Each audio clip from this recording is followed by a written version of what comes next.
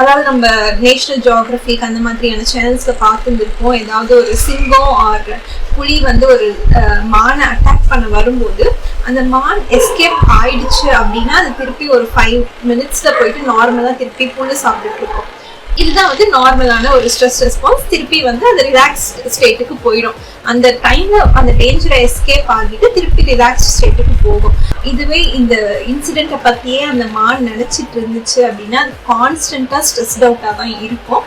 So இது வந்து நல்லது கிடையாது. ஸோ இதனாலதான் நிறைய பிரச்சனைகள். அதாவது நம்ம வந்து இப்போ பிசிக்கல் டேஞ்சர் அப்படின்றது ஒன்றும் பெருசா நம்ம ஃபேஸ் பண்றது கிடையாது.